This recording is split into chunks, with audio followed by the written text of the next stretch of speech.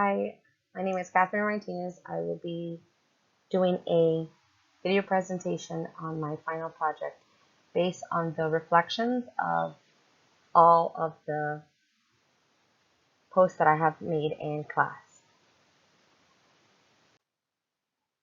So this is, in my opinion, a cultural reflection on all of the ideas and all of the reflection posts that I have made. So I have a visual aid with for me, just to give me just to give me a visual to stay on track.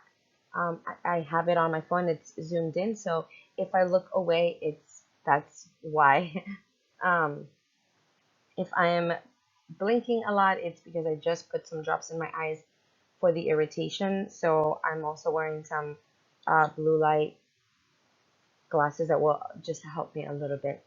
But as part of this presentation, to start off, I wanted to um, say thank you for all of the wonderful content. I have been able to apply a lot of what I've learned in this class into my physical classroom.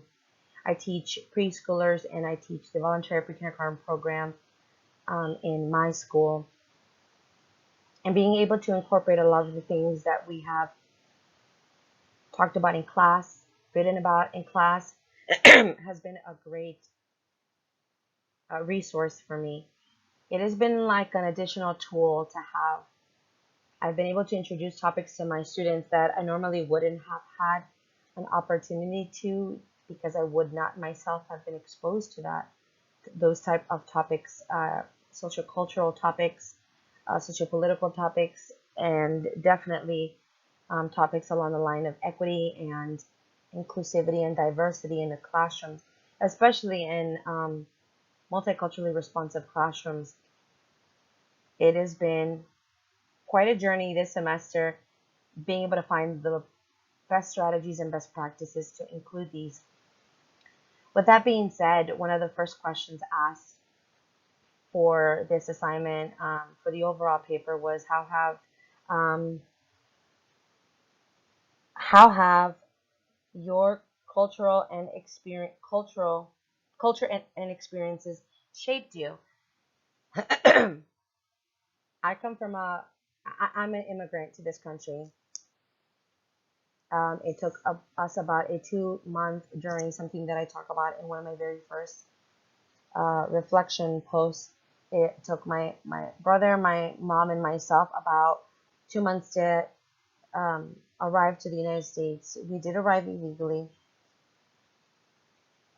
but I am not ashamed of that. It is part of who I am. And it is a reminder that nothing comes easy in this life. And if you truly want something, then you need to be willing to sacrifice and put it all on the sacrificial table in order to accomplish your dreams, in order to get to where you want to be. I'm grateful of those experiences early on in my childhood because they have taught me that no matter what comes at you in this lifetime, you're able body, and you are able in your heart and in your mind to overcome. And that kind of power was instilled in me very young, at a very young age. A lot of that, which I speak about in my other reflection posts, is because of the religious background that I was brought up with in my home. We spoke Spanish only in my household, and that was a rule. It was a rule that was imposed very early on by my mother when my brother and I, when we thought we were well versed in the English language. We thought we were American, is what we literally said to her. We're American now. We don't need to speak Spanish. She very clearly in Spanish told us, in this house you speak Spanish, and outside and in school you speak English. If you're living under my roof, you speak Spanish. And that was the rule, and that was the rules ever since I could remember. And it is an unspoken rule now that we're adults, because in our interactions when we meet up for holidays or just family gatherings, we only speak Spanish. So it is instilled, it's not only instilled, it is like who I am, that I know my mind knows, we're around mom, English doesn't exist. It ceases to exist because she is here. So with my dad, it's different. Actually, we speak English. We speak Spanglish with him, but not with my mom. And she is very, and has always been, hell bent on us never losing that part of our identity. Culture has, my personal culture has shaped who I am in many ways, religiously, linguistically, and the personal traditions that we have had as a family, or sometimes lack thereof, and the ideas, the parenting ideas of my parents. Being a parent doesn't come with a handbook. However, nowadays, what I try to explain to families is that, as an educator myself, is no, it does not come with a handbook. However, there are many resources that you can take advantage of, community resources, state resources, um, national resources, and in fact, but I don't think that my parents were ever involved enough in my schooling as a kid to know of any of those resources that would have helped them and would have helped us as a family. I underwent a lot of abuse that my parents were not aware of as a child, and I had a lot of traumatic experiences. Um, and that also shaped who I was. That is something that I open up a little bit about in my very, very, very quickly in my one of my reflection posts. And although those were difficult times of my life, and sometimes I have to be aware of those triggers as a grown up, I still feel like those shaped me to understand other victims, to understand other survivors, is probably a better word, other survivors of abuse, especially in trauma enforced training, with working with children who have also undergone traumatic experiences. Um, with that being said, we are still living in a post-pandemic, global pandemic world. And one of the things that I saw as a traumatic experience is or is the interruption that, or the rupture more like it, of a child's development during those years of quarantine, on and off. I saw the damages that it did to children and their development, and I think that's something that we're still faced with.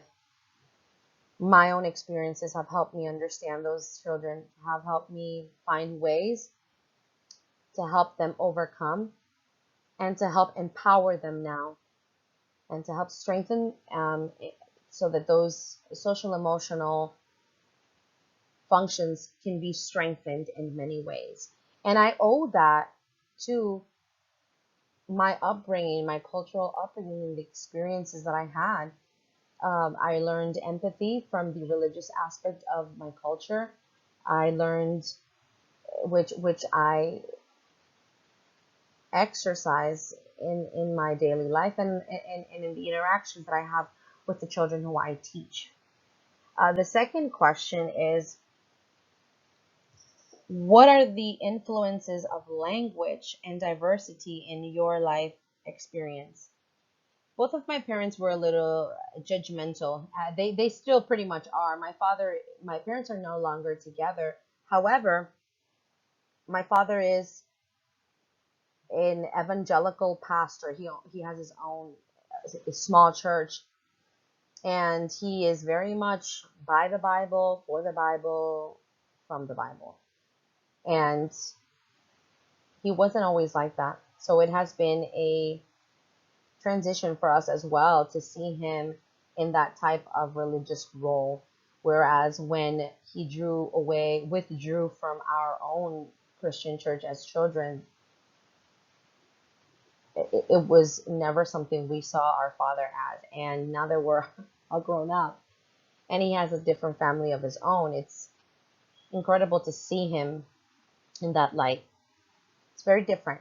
It's quite an adjustment still, but it's different to see him. Um, with that being said, and my mother also a very judgmental person, I didn't see a lot of diversity growing up. Uh, I saw a lot of diversity within the Spanish community, uh, but as part of, I saw a lot of, there was a lot of critical and judgmental statements growing up as a child.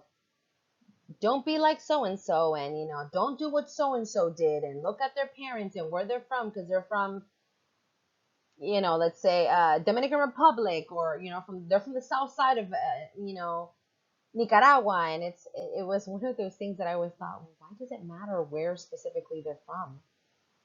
Which segues into Ram Dass's quote, and seeing people as trees and treating them, allowing them to be. And if only my parents understood the importance of that. I deal with that on a daily basis with the children that enter my school.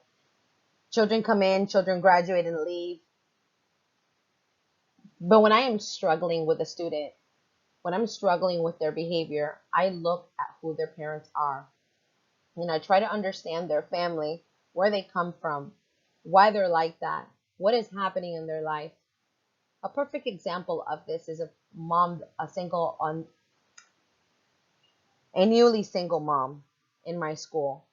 She is really struggling with a lot of things that are being thrown at her life.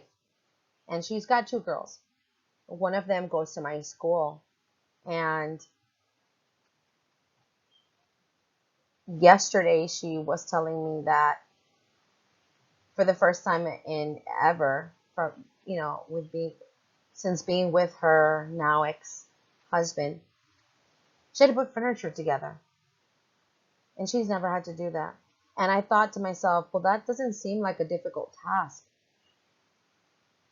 But it is to someone whose role in the relationship has been to nurture, provide, and care for her children, whereas the father, his role in their personal relationship was to help with these types of tasks besides also providing financially.